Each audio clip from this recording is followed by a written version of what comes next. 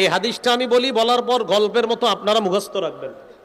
সহিহ বুখারীর 4340 নম্বর হাদিস। 4340 নম্বর হাদিস কোন কিতাব? বুখারী। বলেন কোন কিতাব? 4340 নম্বর হাদিস। বুখারীর কত নম্বর হাদিস? এই হাদিসটা আমি বলি, বলার পর গল্পের মতো আপনারা মুখস্থ রাখবেন। আন আলী ইবনে আবি তালিব রাদিয়াল্লাহু তাআলা আন بعث النبي صلى الله عليه وسلم سرية واستعمل عليهم رجلا من الأنصار। নবীজি একটা সেনাবাহিনীকে যুদ্ধে পাঠাইলেন। সেনাবাহিনীর একজন সেনাপতি নিযুক্ত করে দিলেন, আমির নিযুক্ত করলেন। ওয়ামারাহুম আইয়ুতিউহু, আল্লাহ নবী আদেশ করলেন ওই সেনাবাহিনী যেন সেনাপতির আনুগত্য করে। আবার বলছি, নবীজি একটা সেনাবাহিনী প্রেরণ করলেন, একজন আমির নিযুক্ত করে দিলেন, আর হুকুম করলেন আল্লাহর নবী ও সেনাবাহিনীর দল তোমরা আমিরের আনুগত্য করবা। বুঝে আসছে দুটুকু? তো জিহাদের ময়দানে গেছে, যাওয়ার পর ফাগাদিবা, আমির সাহেব কোনো কারণে রাগ হয়ে গেছে। আমির সাহেবের রাগ উঠছে। রাগ ওঠার পর সেনাবাহিনীকে বলতেছে, আলাইসা কদ আমারাকুম রাসূলুল্লাহ সাল্লাল্লাহু আলাইহি ওয়াসাল্লাম আন তুতিউনি। আচ্ছা, নবী কি তোমাদেরকে হুকুম করে নাই আমার আনুগত্য করার জন্য? নবী কি তোমাদেরকে হুকুম করে নাই আমার আনুগত্য করার জন্য? সাহাবারা যারা আছে তারা সবাই বললেন, হ্যাঁ, আল্লাহ নবী বলছে আমরা যেন আপনার হুকুম মানি। এবার আমির সাহেব বললেন, আল্লাহ নবী বলছে আমার সব কথা মানার জন্য এখন আমি যা বলবো তা মানবা। ইজমাউলি হাতবা, তোমরা লাকড়ি সংগ্রহ করো। কি সংগ্রহ করো? লাকড়ি। ফাজামাউ, তারা লাকড়ি সংগ্রহ করছে। করার পর আমির সাহেব বললেন, আউকিদুহা নার, লাকড়িতে আগুন লাগায় দাও। ফাআউকাদুহা নার, লাকড়ির মধ্যে আগুন লাগায় দিস। আগুন জ্বালানোর পর আমির সাহেব বললেন, উদখুলুহা, তোমরা সবাই আগুনের মধ্যে ঝাঁপ দাও। কি বললেন? সবাই বলেন, কি বললেন? আমি আবার বলছি, এটা কোনো কল্প কাহিনী নয়। সহিহ বুখারীর 4340 নম্বর হাদিস। রাসূলুল্লাহ সাল্লাল্লাহু আলাইহি সাল্লাম একটা সেনাবাহিনীকে পাঠাইছে যুদ্ধে, একজনকে আমির বানায়া দিছে আর বলছে আমিরের কথা শুনবা। আমির সাহেব রাগ করছে। রাগ করার পর বললেন, নবী কি তোমাদেরকে বলে নাই আমার কথা মানার জন্য? সবাই বললেন, হ্যাঁ বলছে। তাহলে আমি যা বলবো শোনো, লাকড়ি সংগ্রহ করো। তারা লাকড়ি সংগ্রহ করলেন। এবার আমির সাহেব বললেন, লাকড়িতে আগুন লাগাও। তারা আগুন লাগাইলেন। আমির সাহেব বললেন, উদখুলু হা, এবার আগুনে সবাই ঝাঁপ দাও। কোথায় ঝাঁপ দাও? এদিকে আসো। ফাহাম্মু, সবাই রেডি হয়েছে আগুনে ঝাঁপ দিতে। আমার দিকে তাকান, সবাই কি হয়েছে? আগুনে ঝাঁপ দিতে রেডি। সাহাবীরা যারা দলে আছে, সেনাবাহিনী সবাই রেডি, আগুনে ঝাঁপ দিবে। তো ঝাঁপ দেওয়ার আগে ফাজা আলা ইউমসিকু বাদুহুম বাদ, একজন আরেকজন এইভাবে ধইরা বলে, এই আসলে ঝাঁপ দিমু। একজন, আসলে ঝাঁপ দিমু। একজন আরেকজন বলে, এই আসলে ঝাঁপ দিমু বলতেছে। কয় কেন? ইন্না ফারারনা মিনান নারি ইলা রাসূলিল্লাহি সাল্লাল্লাহু আলাইহি ওয়াসাল্লাম, আমরা তো জাহান্নামের আগুন থেকে বাঁচার জন্য নবীর কাছে আসছি। সেই নবী আমিরের কথা মানতে বলছে, এর মানে সেই নবী আমাদেরকে আগুন ঝাঁপ দেওয়ার হুকুমও মানতে বলবে?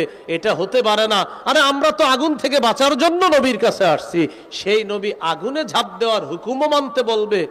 এটা মনে হয়, আমাদের মনে হচ্ছে এটা এরকম নবী বলবে না। এটা সাহাবীরা একজন আরেকজনে বলতেছে, ঝাঁপ দিবে দিবে দেয় না, দিবে দিবে দেয় না।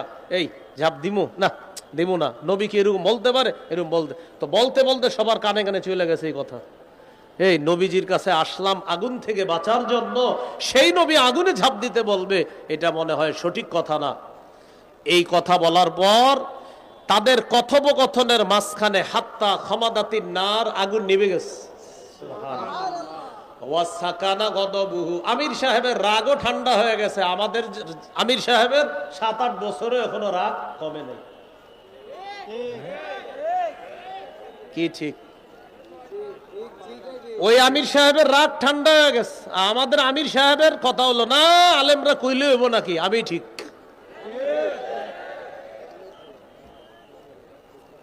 মানে যে কোনো আমির আর কি, যে কোনো আমির। এখন মনে করেন এত বছরও রাগ কমে না। আমি নিশ্চিত রাগের কারণে নিজের ভুল স্বীকার করে না। আমি কি, আমি আমি আমি তো সেরা, আবার আমি কি, এরকম। আমির সাহেবের রাগ কমে গেছে। রাগ কমার পর আগুনও নিভে গেছে। ফাবালাগাত নবিয়্যা সাল্লাল্লাহু আলাইহি সাল্লাম, ঘটনাটা নবীর কাছে গেছে। ইয়া রাসূলুল্লাহ, এরকম এরকম ঘটনা ঘটছে। আমির সাহেব বলছিল আগুনে ঝাঁপ দিতে। নবীজি বললেন, সর্বনাশ, ঝাঁপ না দিয়ে ভালো করেছ। লাউ দাখালুহা, যদি তারা আমিরের কথা শুই না আগুনে ঝাঁপ দিত, মা খারাজু মিনহা, তারা কিয়ামত পর্যন্ত এই আগুন থেকে বের হতে পারত না। প্রিয় ভাইয়ারা, এই হাদিসটা গল্পের মতো মনে থাকবেন ইনশাআল্লাহ। একদল সেনাবাহিনী নবী যুদ্ধে পাঠিয়েছেন, একজনকে আমির বানিয়ে দিয়েছেন। নবী হুকুম করলেন আমিরের সব কথা মানবা। আমির সাহেবের রাগ উঠছে। রাগ উঠার পর সেনাবাহিনীকে বলল, ও সাহাবীরা, নবী বলছে না আমার আনুগত্য করতে? তারা বলল, হ্যাঁ বলছে। তাহলে তোমরা লাকড়ি সংগ্রহ করো। করলেন, আগুন জ্বালাও। জ্বালাইলেন। আমির সাহেব বললেন আগুনে ঝাঁপ দাও। সাহাবারা পরস্পর বরাবলি করতেছে। আগুন থেকে বাঁচার জন্য নবীর কাছে আসলাম, সেই নবী আগুনে ঝাঁপ দিতে বলবে, এটা বিশ্বাস হচ্ছে না। বলতে বলতে আগুন নিভে গেছে। আমির সাহেবের রাগও ঠান্ডা হয়ে গেছে। নবীর কানে এই সংবাদ যাওয়ার পর নবীজি বললেন, লাউ দাখালুহা মা খারাজু মিনহা ইলা ইয়াউমিল কিয়ামা, আমিরের কথা শুই না তারা যদি আগুনে ঝাঁপ দিত, কিয়ামত পর্যন্ত তারা বের হতে পারত না। শোনো, ইন্নামাত তাআতু ফিল মারুফ, আনুগত্য হবে শুধু ন্যায়সঙ্গত কাজে, নাফরমানির হুকুমে কোনো আনুগত্য হবে না। আল্লাহ বুঝার তৌফিক দান করেন। কয় করণীয়? নয় করণীয়। 4 নাম্বার, পারস্পরিক ঝগড়া কমিয়ে আন্তরিকতা বাড়ানো। মনে আসেনি? আচ্ছা, আবু দাউদের বর্ণনা 4800 নম্বর হাদিস। এই হাদিসের মধ্যে আসছে, قال رسول الله صلى الله عليه وسلم انا زعيم ببيت في ربض الجنة لمن ترك المراء وان كان محقا। নবীজি বলেন, কোন ব্যক্তি যদি ঝগড়া পরিহার করে নেয়, সঙ্গত হওয়া সত্ত্বেও যদি ঝগড়া পরিহার করে, এর মানে আপনি ঝগড়া করাটার আপনার রাইট আছে, আপনার অধিকার আছে ঝগড়া করা, এবং আপনি সঠিক। নবী বলেন, সঠিক হওয়ার পরেও যে ব্যক্তি ঝগড়া পরিহার করে, তাকে জানা দাও আমি জান্নাতের বেষ্টনীর মধ্যে তার জন্য একটা ঘরের জিম্মাদার হয়ে গেলাম। ঝগড়া পরিহার করা। 5 নাম্বার করণীয়, বলেন দুনিয়ার বিলাসিতা বর্জন করা। মানে দুনিয়া কামাই করা যাবে, কিন্তু আখেরাত সামনে রাখতে হবে। তিরমিজির বর্ণনা, রাসূলুল্লাহ সাল্লাল্লাহু আলাইহি সাল্লাম বলেন, লাউ কানাতিদ দুনিয়া তাদিলু ইনদাল্লাহি জানাহা বাউদা মা সাকা ফিহা কাফিরুন শারবাতা মা। এই দুনিয়ার মূল্য যদি আল্লাহর কাছে মাছির ডানা পরিমাণ হতো, আল্লাহ কোন কাফেরকে এক ঢোক পানি পান করাতেন না। ভাই, দুনিয়া কামাই করা নিষেধ না হালাল ভাবে, কিন্তু কামাই করতে গিয়ে আখেরাত ভোলা যাবে না। দুনিয়া কামাই করব আখেরাত সামনে রেখে। এই জন্য দুনিয়ার মত্ত হয়ে যেন আমরা আখেরাত ভুলে না যাই, এটা 5 নাম্বার কাজ। 6 নাম্বার, বলেন অধিকার আদায়ের লড়াই অব্যাহত রাখা। মুসলমানদের অধিকার আদায়ের লড়াইয়ের নাম, জোরে, লড়াইয়ের নাম পবিত্র জিহাদ। আর জোরে, মুসলমানদের অধিকার আদায়ের লড়াইয়ের নাম কি? জিহাদ। হ্যাঁ, এই পৃথিবী যদি শান্তি চান, সবার চূড়ান্ত শান্তি চান, খেলাফত ব্যবস্থার বিকল্প কোনো পদ্ধতিতে শান্তি আসবে, চূড়ান্ত শান্তি আসবে না। চূড়ান্ত শান্তি খেলাফত ব্যবস্থা আসবে, এটা মনে রাখতে হবে। এই জন্য জিহাদ এটা হলো মুসলমানদের অধিকার আদায়ের লড়াইয়ের নাম হলো জিহাদ।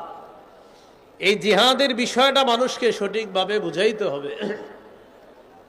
রাসূলুল্লাহ সাল্লাল্লাহু আলাইহি সাল্লাম বলেন, আলাইকুম বিল জিহাদি ফি সাবিলিল্লাহ ফাইন্নাহু বাবুম মিন আবওয়াবিল জান্নাহ। তোমরা জিহাদ আবশ্যক করে নাও, জিহাদ হলো জান্নাতের একটা দরজা।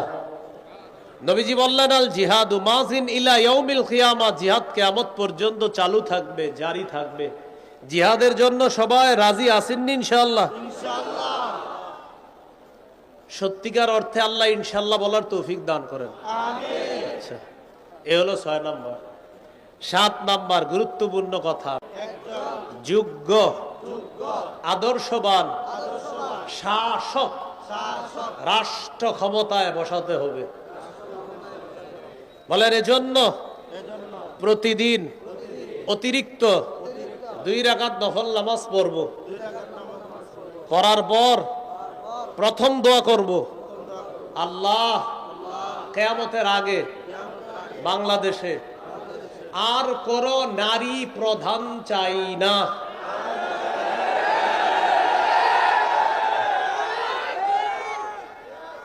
কি চাই না? নারী প্রধান চাই না।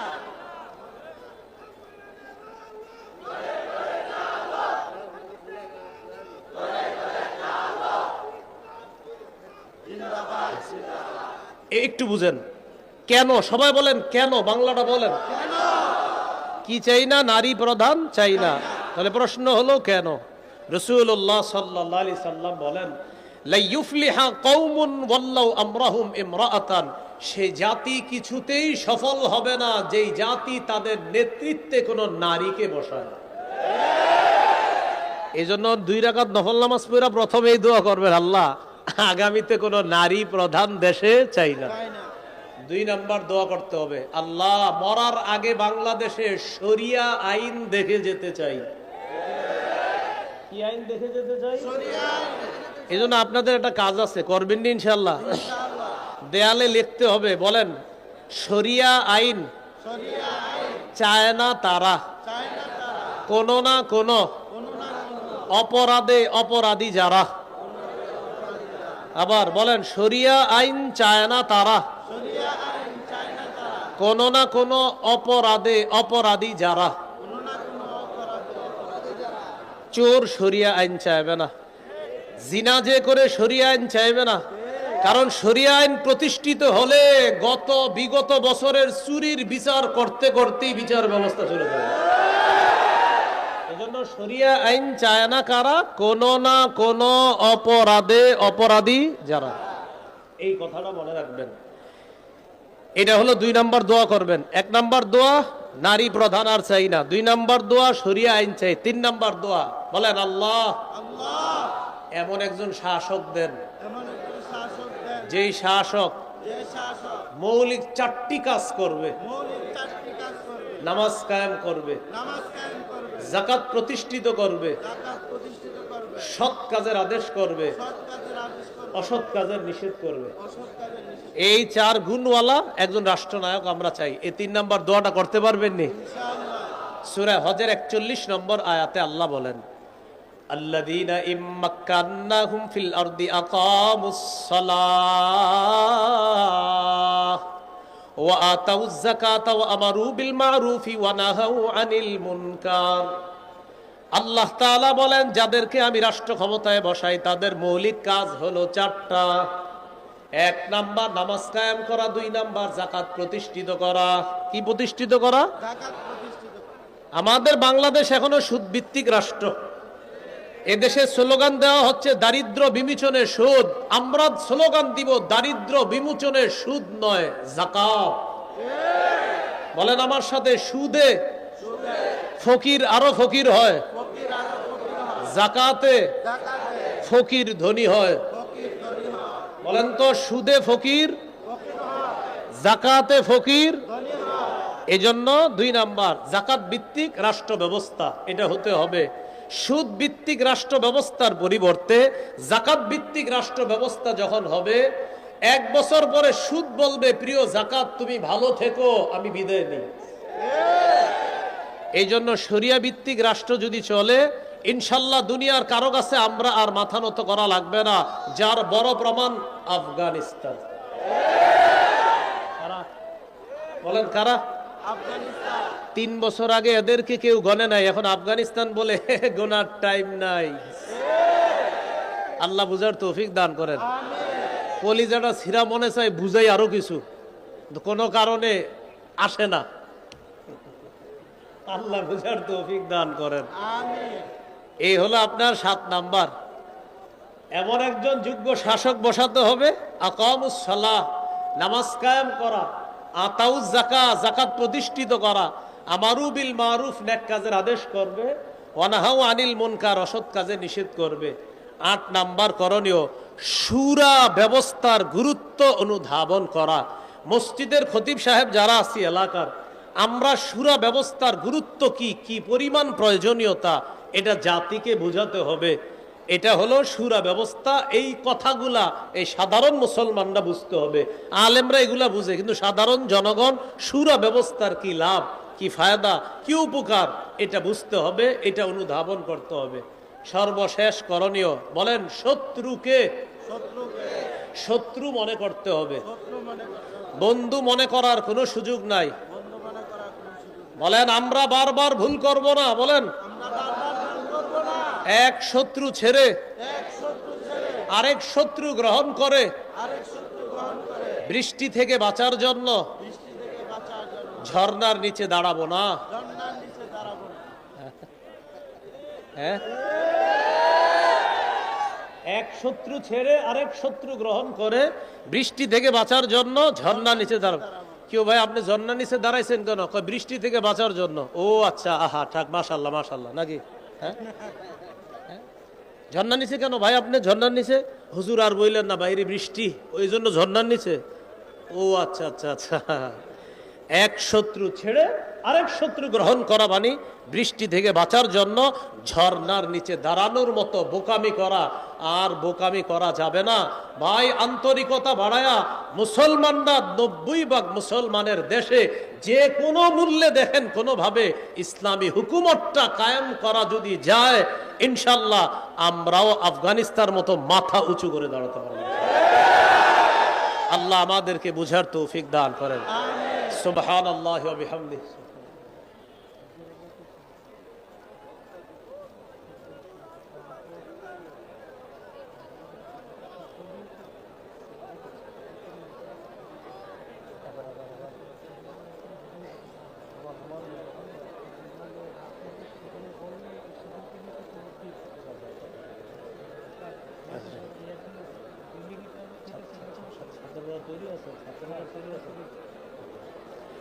ভাই বসি বসি, আমরা বসি বসি বসি, একটু বসি আমরা। শোনেন, বড় বড় উলামায়ে কেরাম যারা আছে তারা এখনো বাকি রয়েছেন, তারা আসতেছে, ইনশাল্লাহ আলোচনা হবে। এই যে ভবনটা দেখেন, ভবন নির্মাণ হচ্ছে, তৈরি হচ্ছে।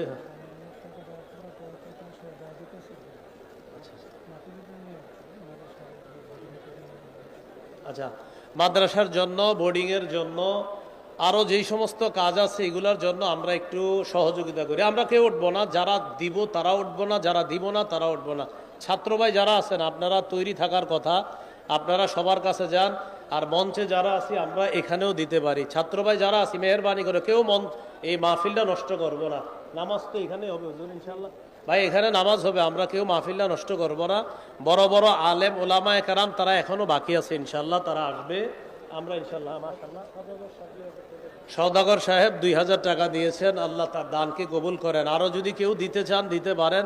ছাত্র ভাইয়েরা আমরা মাঠে চলে যাই, মাঠে যারা আছে আমরা ছাত্র ভাইদের কাছে একটু সহযোগিতা করি আমরা ইনশাআল্লাহ। হ্যাঁ, সুবহানাল্লাহি ওয়া বিহামদিহি।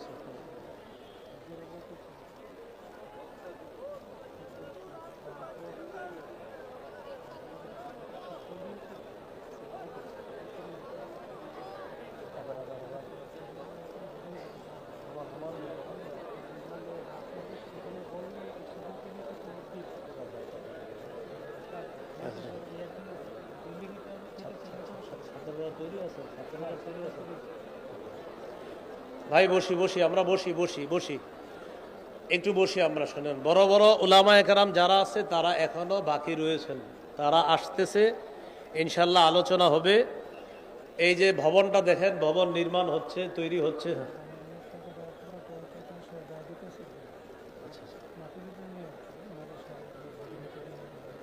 আচ্ছা, মাদ্রাসার জন্য, বোর্ডিংয়ের জন্য, আরও যেই সমস্ত কাজ আছে এগুলোর জন্য আমরা একটু সহযোগিতা করি। আমরা কেউ উঠবো না, যারা দিব তারা উঠবো না, যারা দিব না তারা উঠবো না। ছাত্র ভাই যারা আছেন আপনারা তৈরি থাকার কথা, আপনারা সবার কাছে যান। আর মঞ্চে যারা আছি আমরা এখানেও দিতে পারি। ছাত্র ভাই যারা আছি মেহরবানি করে কেউ এই মাহফিলটা নষ্ট করবো না। নামাজ তো এখানে হবে হুজুর ইনশাল্লাহ। ভাই এখানে নামাজ হবে, আমরা কেউ মাহফিলটা নষ্ট করব না। বড় বড় আলেম ওলামায়ে কেরাম তারা এখনো বাকি আছে, ইনশাল্লাহ তারা আসবে। আমরা ইনশাল্লাহ মাশাআল্লাহ সওদাগর সাহেব 2000 টাকা দিয়েছেন, আল্লাহ তার দানকে কবুল করেন। আরও যদি কেউ দিতে চান দিতে পারেন। ছাত্র ভাইয়েরা আমরা মাঠে চলে যাই, মাঠে যারা আছে আমরা ছাত্র ভাইদের কাছে একটু সহযোগিতা করি আমরা ইনশাআল্লাহ।